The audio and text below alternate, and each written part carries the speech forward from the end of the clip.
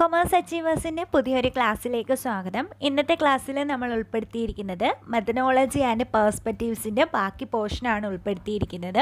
അപ്പോൾ കഴിഞ്ഞ ക്ലാസ്സിൽ നമ്മൾ പറഞ്ഞിരുന്നത് മെത്തേഡ്സ് ഓഫ് കളക്ടിങ് ബിസിനസ് ഇൻഫർമേഷൻ്റെ ഫസ്റ്റ് പ്രൈമറി ഡേറ്റ ആയിരുന്നു. പ്രൈമറി ഡേറ്റ കളക്ട് ചെയ്യുന്നതിൻ്റെ ഫസ്റ്റ് മെത്തേഡ് സർവേ മെത്തേഡാണ്. സർവേ മെത്തേഡിൽ വരുന്ന ഏതൊക്കെ രീതിയിൽ നമുക്ക് ഡേറ്റ കളക്ട് ചെയ്യാം, ക്വസ്റ്റ്യനെയറും ചെക്ക് ലിസ്റ്റുമാണ് നമ്മൾ പഠിച്ചത്. ഇനി നമ്മൾ പഠിക്കാൻ പോകുന്നത് പ്രൈമറി ഡേറ്റ കളക്ട് ചെയ്യാനുള്ളൊരു മറ്റൊരു മെത്തേഡാണ് പഠിക്കാൻ പോകുന്നത്. മറ്റു മെത്തേഡ്സ് ഏതൊക്കെയാണ്, അതുപോലെ തന്നെ പ്രൈമറി ഡേറ്റയും സെക്കൻഡറി ഡേറ്റയും തമ്മിലുള്ള ഡിഫറൻസ് എന്താണ്, അത്തരം കാര്യങ്ങളാണ് ഈ വീഡിയോയിൽ പറയുന്നത്. അപ്പോൾ നമുക്ക് ഇനി ക്ലാസ്സിലേക്ക് പോകാം. ഫസ്റ്റ് പഠിക്കാൻ പോകുന്നത് എന്താണ് ഇൻ്റർവ്യൂ ഓർ പേഴ്സണൽ ഇൻ്റർവ്യൂ എന്നാണ് പറയുന്നത്. അപ്പോൾ പ്രൈമറി ഡേറ്റ കളക്ട് ചെയ്യാനുള്ള മറ്റൊരു മെത്തേഡാണ് interview method. Interview is A verbal conversation between two people with the objectives of collecting relevant informations.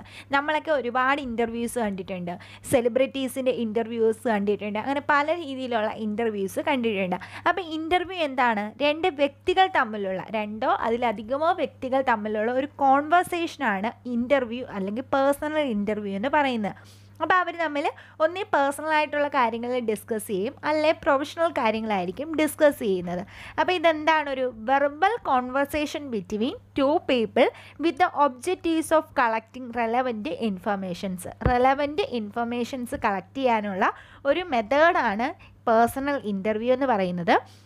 It is a face to face way of communication between interviewer and the respondent. ഇൻ്റർവ്യൂവറും, ആരാണോ interview നടത്തുന്നത് അയാളെ interviewer എന്നും, ആരിലാണോ നമ്മൾ എന്ത് ചെയ്യുന്നത് interview നടത്തുന്നത് ആ ആളെ നമ്മൾ റെസ്പോണ്ടൻ്റ്, നമുക്ക് ആൻസർ തരുന്ന ആളെ നമ്മൾ റെസ്പോണ്ടൻ്റ് എന്നും പറയും. അപ്പം പ്രൈമറി ഡേറ്റ കളക്ട് ചെയ്യാനുള്ള മറ്റൊരു മെത്തേഡാണ് ഇൻ്റർവ്യൂ മെത്തേഡ്. ഇനി ഈ ഇൻ്റർവ്യൂ മെത്തേഡിലൂടെ പ്രൈമറി ഡേറ്റ കളക്ട് ചെയ്യാതാൽ എന്തൊക്കെ അഡ്വാൻറ്റേജസ് ആണ് ഉള്ളതെന്നാണ് പറയുന്നത്. ഫസ്റ്റ് എന്താണ്? Collection of primary informations. Primary informations നമുക്ക് കളക്ട് ചെയ്യാൻ പറ്റും. Interview can help to collect fresh and primary information as needed. Primary informations എന്ത് ചെയ്യാൻ പറ്റും? കളക്ട് ചെയ്യാൻ പറ്റും. കാരണം ഒരാളുമായിട്ട് എന്താണ് പേഴ്സണലി കോണ്ടാക്ട് ചെയ്താണ് നമ്മൾ ഇൻഫർമേഷൻസ് കളക്ട് ചെയ്യുന്നത്. അതുകൊണ്ട് തന്നെ നമുക്ക് വേണ്ടുന്ന എല്ലാ ഇൻഫർമേഷൻസും നമുക്ക് കളക്ട് ചെയ്യാൻ പറ്റും. Second point, sufficient information. നമുക്ക് എത്രത്തോളം ഇൻഫർമേഷൻ ആണോ വേണ്ടത് അത്രയും തന്നെ നമുക്ക് ചോദിച്ച് മനസ്സിലാക്കാൻ പറ്റും. അപ്പോൾ ക്വസ്റ്റ്യനൊക്കെ സംബന്ധിച്ചോളം നമ്മൾ കൊടുക്കുന്ന ക്വസ്റ്റ്യൻസിന് മാത്രമേ എന്ത് ചെയ്യാൻ പറ്റത്തുള്ളൂ, അവർക്ക് ആൻസർ ചെയ്യാൻ പറ്റത്തുള്ളൂ.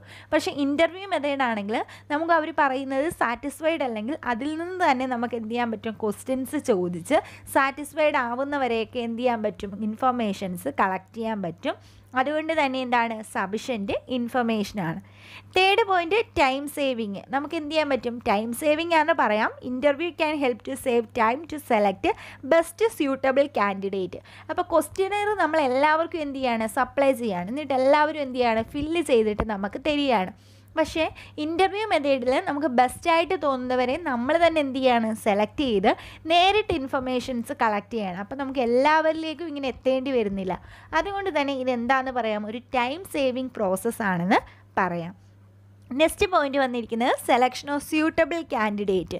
കറക്റ്റായിട്ടുള്ള സ്യൂട്ടബിൾ ആയിട്ടുള്ള കാൻഡിഡേറ്റ്സിനെ നമുക്ക് സെലക്ട് ചെയ്യാൻ പറ്റും. Selector on interview as a interviewer can know a lot about the candidate by this process. അവർക്ക് എന്ത് ചെയ്യാൻ പറ്റും, കറക്റ്റായിട്ടുള്ള ആളെ തന്നെ ചൂസ് ചെയ്യാനായിട്ട് സാധിക്കും.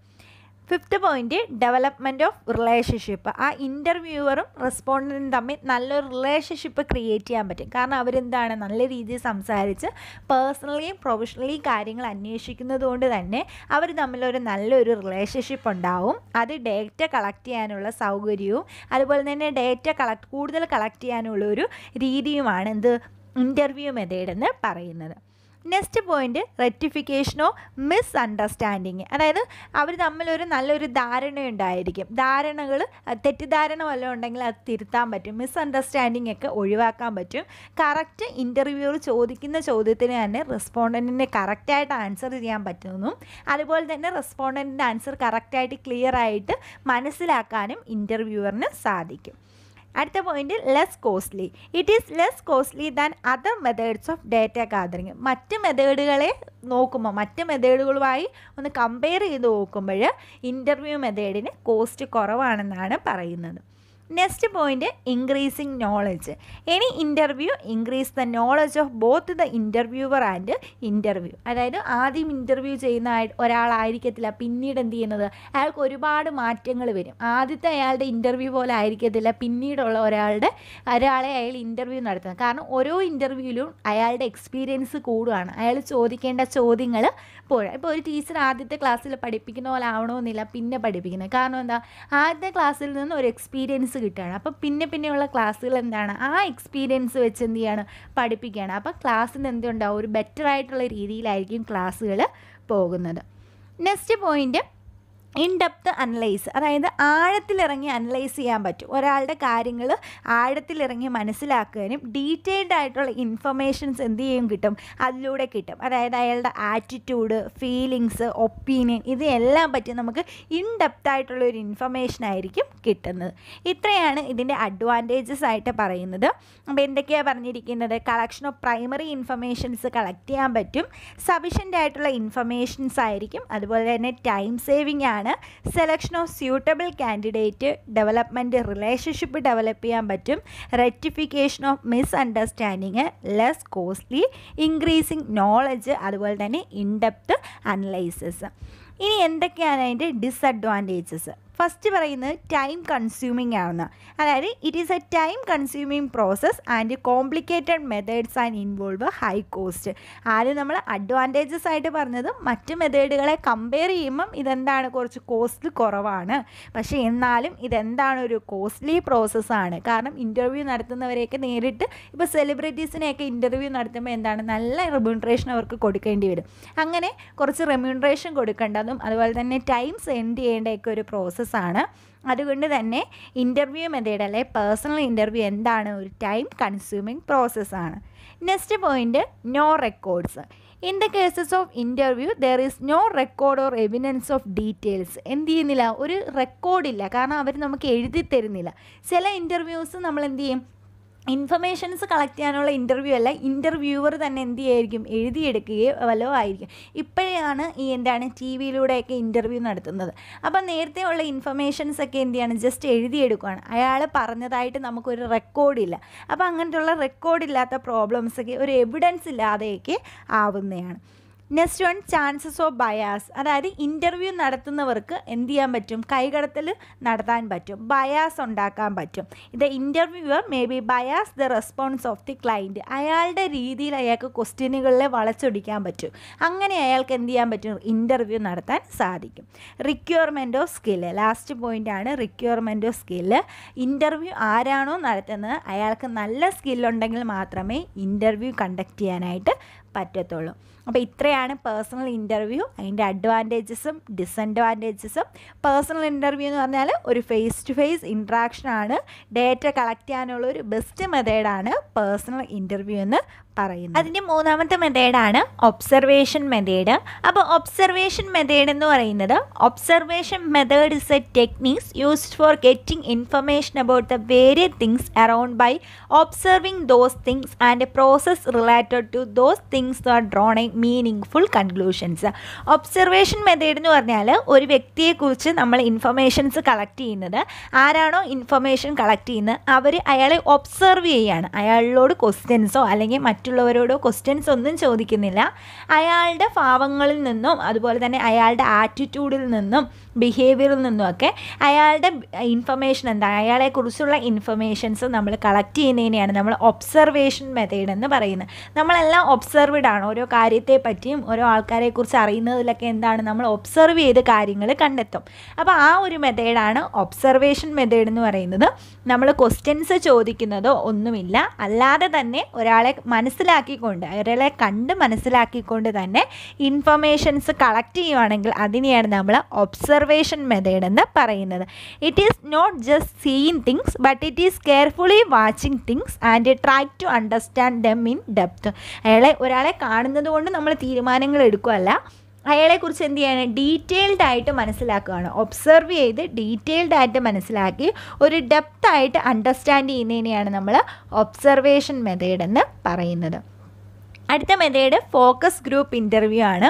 ഇതും ഒരു നല്ല രീതിയിൽ ഇൻഫർമേഷൻസ് കളക്ട് ചെയ്യാനുള്ള ഒരു മെത്തേഡാണ് focus group interview.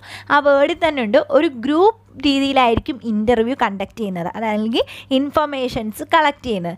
A focus group interview is A form of qualitative research in which group of people are asked about their perceptions, opinion, beliefs and attitude towards a product, services, concept, advertisement, idea or packages. അതായത് ഓരോ group of people's ചേർന്നിട്ട് അവരുടെ ബിലീഫ്സും, ഇപ്പം കുറേ പേര് ചേർന്നിരുന്നിട്ട് ഒരു പ്രൊഡക്റ്റിനെ പറ്റിയോ അല്ലെങ്കിൽ എന്തെങ്കിലും ഈവൻറ്റിനെ പറ്റിയോ ഒക്കെ ചർച്ച ചെയ്യാറുണ്ട്.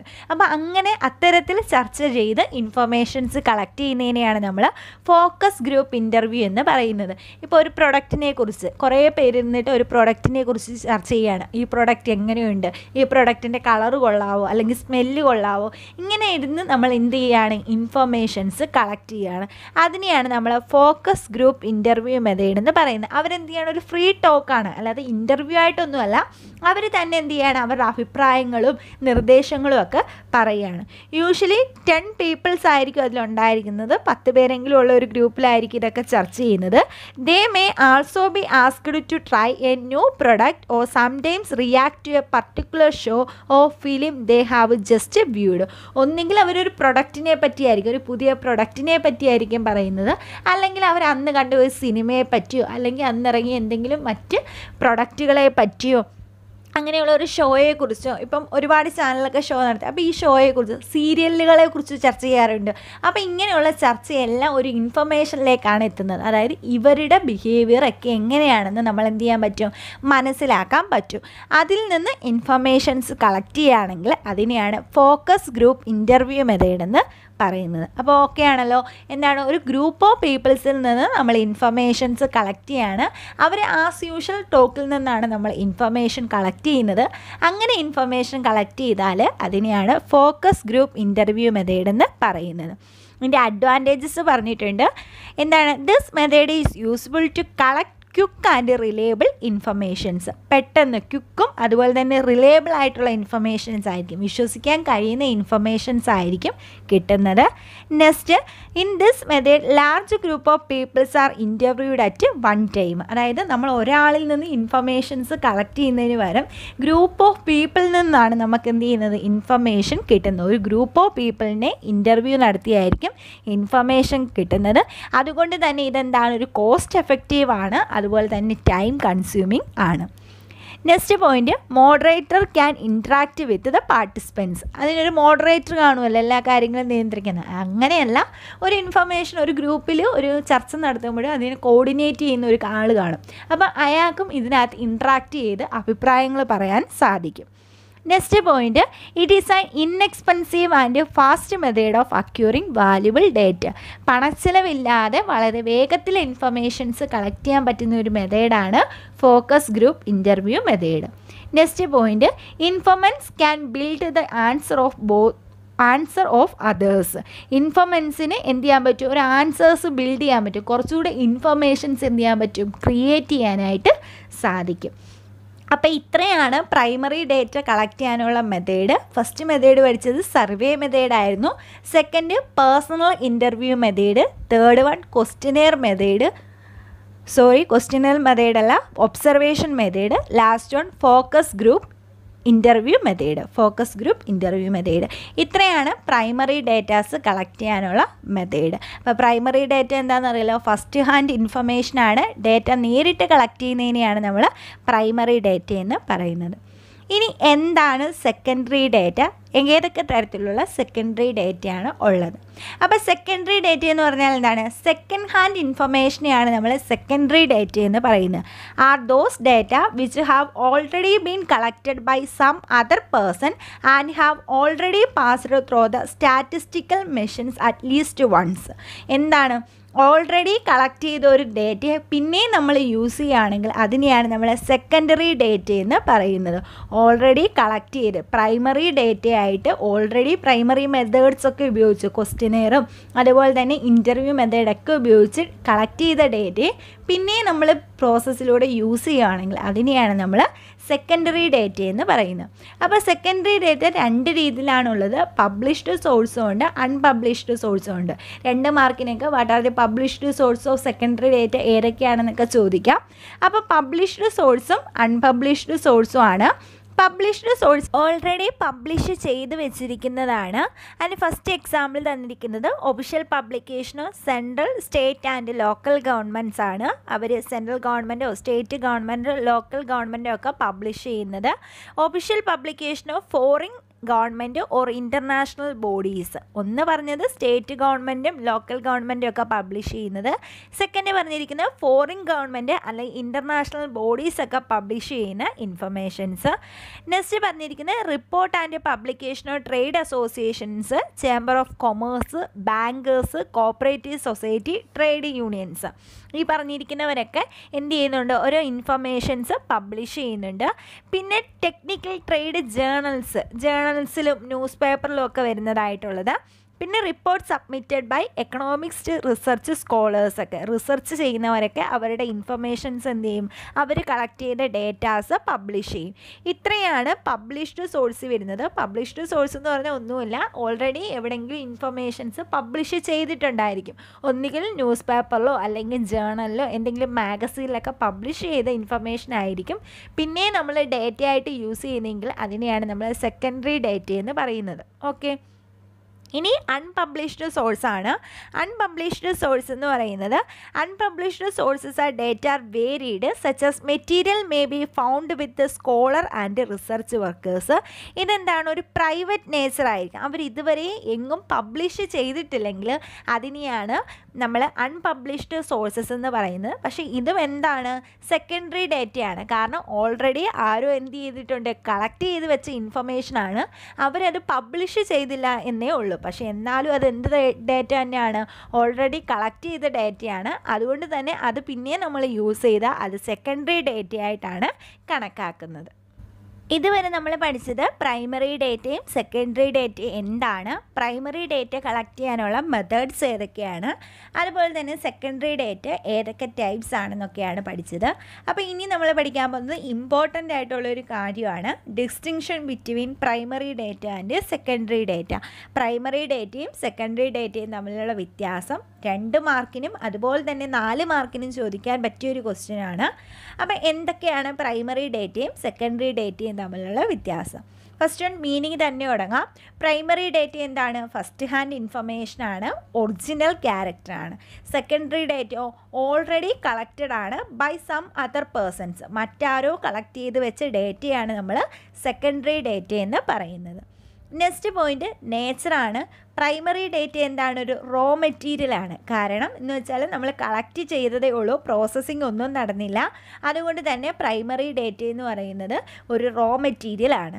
പക്ഷേ സെക്കൻഡറി ഡേറ്റ എന്ന് പറയുന്നത് ഫിനിഷ്ഡ് പ്രൊഡക്റ്റ് ആണ്. കാരണം പ്രൈമറി ഡേറ്റയായിട്ട് പബ്ലിഷ് ചെയ്യുമ്പോൾ അവരെല്ലാ കാര്യങ്ങളും കഴിഞ്ഞിട്ടായിരിക്കും പബ്ലിഷ് ചെയ്യുന്നത്. അതുകൊണ്ട് തന്നെ സെക്കൻഡറി ഡേറ്റ എന്താണ്? ഒരു ഫിനിഷ്ഡ് പ്രൊഡക്റ്റ് ആണ്.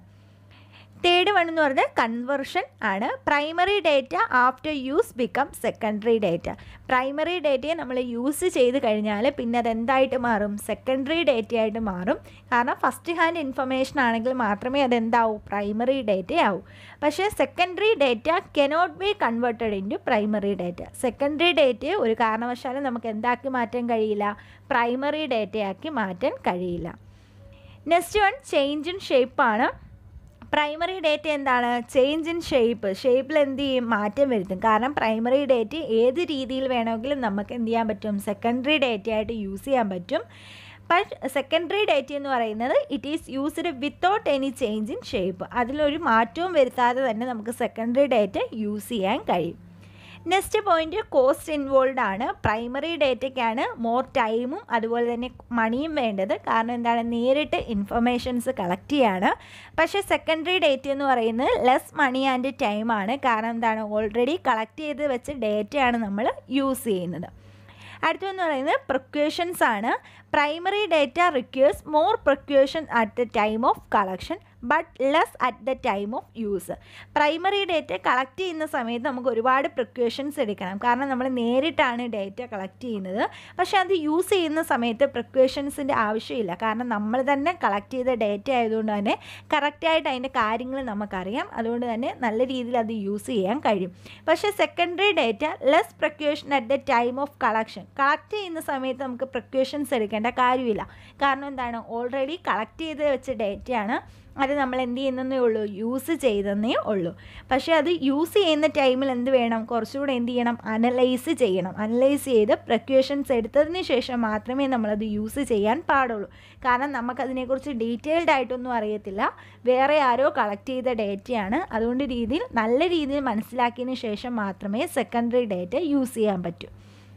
അടുത്തത് മെത്തേഡ്സ് യൂസ്ഡ് ആണ്. It collected by different methods like direct personal investigation, indirect oral investigations. അപ്പോൾ നമ്മൾ പ്രൈമറി ഡേറ്റ ഏതൊക്കെ മെത്തേഡ്സിലാണ് കളക്ട് ചെയ്യുന്നതെന്ന് പഠിച്ചിട്ടുണ്ട്. ഒരുപാട് മെത്തേഡ്സ് ഉപയോഗിച്ചാണ് നമ്മൾ പ്രൈമറി ഡേറ്റ കളക്ട് ചെയ്യുന്നത്. പക്ഷേ സെക്കൻഡറി ഡേറ്റ കളക്ട് ചെയ്യുന്നത് by copying down from some published and unpublished report. Published റിപ്പോർട്ടിൽ നിന്നും അൺപബ്ലിഷ്ഡ് റിപ്പോർട്ടിൽ നിന്നും എന്താണ്, ജസ്റ്റ് കോപ്പി ചെയ്യുന്നതേ ഉള്ളൂ സെക്കൻഡറി ഡേറ്റ എന്ന് പറഞ്ഞാൽ. അപ്പോൾ ഇത്രയാണ് അതിൻ്റെ ഡിഫറൻസ് എന്ന് പറയുന്നത്. അപ്പോൾ പ്രൈമറി ഡേറ്റ എന്താണെന്ന് ജസ്റ്റ് അറിയാം. പ്രൈമറി ഡേറ്റ എന്ന് പറഞ്ഞത് ഫസ്റ്റ് ഹാൻഡ് ഇൻഫർമേഷനും സെക്കൻഡറി ഡേറ്റ സെക്കൻഡ് ഹാൻഡ് ഇൻഫർമേഷനാണ്. പ്രൈമറി ഡേറ്റ കളക്ട് ചെയ്യാൻ ടൈമും അതുപോലെ തന്നെ കോസ്റ്റും വേണം. സെക്കൻഡറി ഡേറ്റയ്ക്ക് അത് വേണ്ട. ഇനി എന്താണ്, പ്രൈമറി ഡേറ്റ യൂസ് ചെയ്ത് കഴിഞ്ഞാൽ അത് പിന്നെ എന്തായി മാറും, സെക്കൻഡറി ഡേറ്റയായി മാറും. പക്ഷേ സെക്കൻഡറി ഡേറ്റ എന്താക്കി കൺവേർട്ട് ചെയ്യാൻ പറ്റത്തില്ല, പ്രൈമറി ഡേറ്റയായിട്ട് കൺവേർട്ട് ചെയ്യാൻ പറ്റത്തില്ല. അപ്പോൾ ഇത്രയും കാര്യങ്ങളാണ് ഈ ഒരു പോർഷനിൽ പഠിക്കാനുള്ളത്. അപ്പം നമ്മൾ പഠിച്ചുകൊണ്ടിരുന്നത് methods of learning and collecting business ഇൻഫർമേഷനാണ്. അതിന് methods of collecting business information നമ്മൾ കംപ്ലീറ്റ് ചെയ്തു. കഴിഞ്ഞ ക്ലാസ്സിലും വീഡിയോയിൽ പറഞ്ഞിട്ടുണ്ട്, അതിൻ്റെ ബാലൻസ് ഈ ക്ലാസ്സിലും പറഞ്ഞിട്ടുണ്ട്. അടുത്ത ക്ലാസ്സിൽ നമ്മൾ പഠിക്കാൻ പോകുന്നത് methods of learning business informations ആണ്. എങ്ങനെയൊക്കെയാണ് ബിസിനസ് ഇൻഫർമേഷനെ കുറിച്ച് നമുക്ക് പഠിക്കാൻ കഴിയുന്നത്, അതാണ് അടുത്ത വീഡിയോയിൽ പറയുന്നത്. ക്ലാസ് ഉടനെ അപ്ലോഡ് ചെയ്യുക. അപ്പോൾ ഈ ക്ലാസ് എല്ലാവരും കാണുക, നന്നായി പഠിക്കുക, ടൈം വേസ്റ്റ് ആവേണ്ട. എക്സാമൊക്കെ പെട്ടെന്ന് തന്നെ വരും. അപ്പോൾ എല്ലാവരും നന്നായിട്ട് പഠിക്കുക. നെക്സ്റ്റ് ക്ലാസ്സുമായിട്ട് ഉടനെ കാണാം. Thank you.